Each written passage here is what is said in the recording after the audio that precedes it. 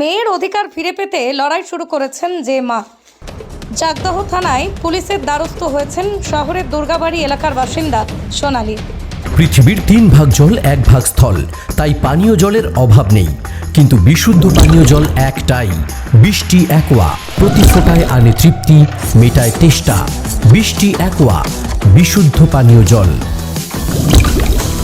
ছোট মেয়েটির বাবা চাকদহ শহরের কাঁঠালপুলি মিস্ত্রিপাড়ার বাসিন্দা শুভম দত্ত বেশ কিছুদিন থেকে এলাকা ছাড়া বলেই পুলিশ সূত্রে জানা গিয়েছে। পুলিশ ও স্থানীয় সূত্রে জানা গিয়েছে শুভম এবং সোনালীর বছর 5 বয়সের এক মেয়ে রয়েছে। এই বছর মে মাসে তাদের বিবাহ বিচ্ছেদ হয়। সেই সময় থেকেই তাদের মেয়ে বাবা শুভমের কাছে থাকতো। তার মা শহরের দুর্গাবাড়ি এলাকায় থাকেন। পুজোর আগেই মেয়ের শরীর খারাপ হলে মেয়েকে তার মা সোনালীর কাছে রেখে বেপাত্তা হয়ে যান তার বাবা। তারপরে কোথাও চলে যান তা জানা যাচ্ছে না। কয়েকবার ফোন করে তাকে পাওয়া যায়নি বলেই জানা গিয়েছে। সোনালী বলেন, আমার প্রাক্তন স্বামী শুভম দত্ত চলতি বছরের মেয়ে আমার সঙ্গে ডিভোর্স হয়ে গিয়েছে। এখন শুনতে পাচ্ছি যে আমার সঙ্গে বিচ্ছেদ হওয়ার পর একটা চিট ফান্ড তৈরি করেছিল, বহু মানুষের টাকা মেরে দিয়েছে, তার সঙ্গে যোগাযোগ করা যাচ্ছে না। জানতে পারছি এখন গোপনে বাড়ি বিক্রি করার ভাবনা চিন্তা শুরু করেছে। আমার মেয়ের কথা ভেবে সেই বাড়ি বিক্রি করতে দেব না। তাই বলেন, আমার পক্ষে মেয়েকে লালন পালন করা সম্ভব নয়। সম্পত্তির অংশ পেলে মেয়ের ভবিষ্যৎ হবে।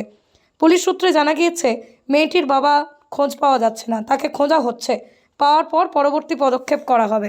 হয়েছে বলতে আমার স্বামী এক্স হাজব্যান্ড শুভম দত্ত, ওনার সাথে আমার ডিভোর্স হয়ে যায় 4 মেতে 2024-এ। তো তারপর উনি বিয়েও করে। আর বিয়ের আগে মানে ডিভোর্সের সময় আমার মেয়ের কাস্টাডিও ওনার ছিল। আমি যেহেতু আমার আর্থিক ইনকাম বা কোনো কিছু নেই, তো আমি সেই কারণে ওর বাবার দায়িত্বে সব কিছু সম্পূর্ণভাবে ওর বাবার দায়িত্ব ছিল। তো সেই জন্য ওর মেয়ে ডিভোর্সের পর থেকে এখানেই থাকতো, এই বাড়িতেই থাকতো। হঠাৎ এই পুজোর আগে 6 অক্টোবর আমার মেয়েকে অসুস্থ অবস্থায় ওরা আমার কাছে দিয়ে আসে যে মেয়ের শরীর ভালো না, তোর কাছে রাখ, এই কথাগুলো আমার কাছে দিয়ে আসে। তো দিয়ে আসার পর তাদের আর কোনো খোঁজ নেই, কোনো খবর নেই, কোনো রকম কোনো যোগাযোগও তারা করছে না। এমনকি এই এখন শুনছি যে তাদের মানে আমার হাজব্যান্ড সে চিট ফান্ড করেছিল কল্পিতা মাইক্রোফিন্যান্স নামে। তো সেখান থেকে অনেক টাকা পয়সা লোকের মেরে তারা পালিয়ে যায় এখান থেকে। তো এখন শুনছি এই বাড়িটাও বিক্রি করে দেবে, লুকিয়ে বাড়ি বিক্রি করছে, কেউ এখানে আসছে না, তো বাড়ি বিক্রি করে দিচ্ছে।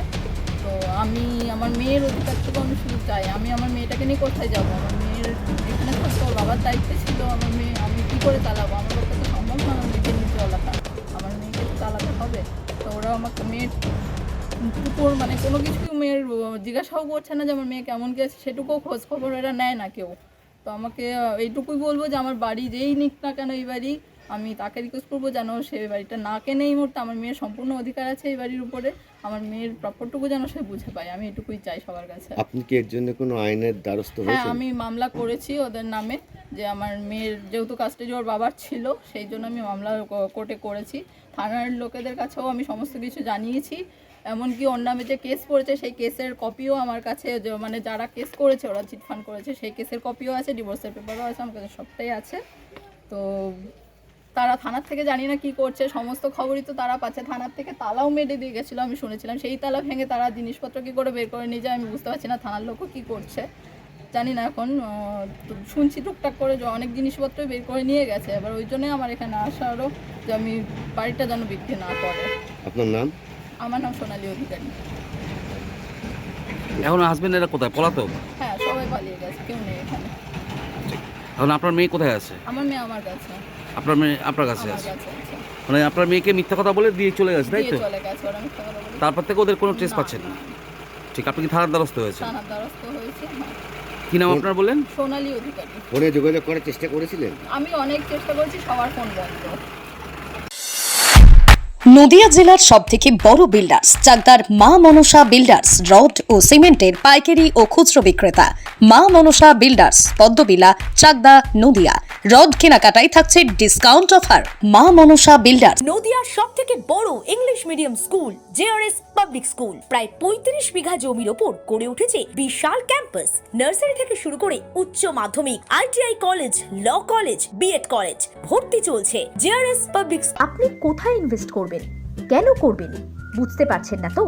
সঠিক গাইডলাইন পেতে আজই আসুন নদিয়ার চাকদাতে নিবেদিতা প্রাইভেট লিমিটেডে। Nivedita private limited, marketing and distribution service. Balcony বা সিঁড়ির রেলিং, মডিউলার কিচেন বা ড্রয়িং রুম, এক কথায় আপনার স্বপ্নের বাড়িকে করে তুলুন আরো সুন্দর। Chakdah ply centre, gorgeous look বা কোয়ালিটি সবেতেই number 1। Chakdah ply centre, Chakdah ply centre, KBM, Chakdah, Nadia. হোমওয়ার্কটা করেছো? হ্যাঁ স্যার। এ বাবা, ভুল করেছো কেন? চোখে কেমন ঝাপসা দেখছি, লিখতে আর পড়তে খুব সমস্যা হচ্ছে। চাকদার মডার্ন অপটিক্স থেকে ভালো চোখের ডাক্তার দেখিয়ে নাও। প্রতিদিন প্রকৃত চোখের ডাক্তার ও দৃষ্টি বিশেষজ্ঞ মডার্ন অপটিক্স চাকদহে। সিঁড়ির রেলিং থেকে ঘরের ড্রেসিং টেবিল, ওয়ার্ড্রোব থেকে মডুলার কিচেন, সানমাইকা থেকে প্লাই, গ্লাস থেকে ল্যামিনেটস, অ্যালুমিনিয়াম থেকে ডোর লক, কি নেই এখানে? এক কথায় আপনার সাধ্যের মধ্যেই এবার স্বপ্ন পূরণ। চাকদা অ্যালুমিনিয়াম সেন্টার, পূর্ব লালপুর 50 নম্বর রেলগেটের পাশে, চাকদা, নদিয়া। ভাবছেন 3 স্টার ক্যাটাগরিতে কাটাবে? রুম রে মাত্র 1500 টাকা থেকে স্টার, খাওয়া দাওয়া রিজনেবল প্রাইস। নদিয়ার একমাত্র 3 স্টার ক্যাটাগরি হোটেল এনবি সোনার বাংলা হোটেল, কল্যাণী এইমসের ঠিক উল্টো দিকে, কল্যাণী, নদিয়া।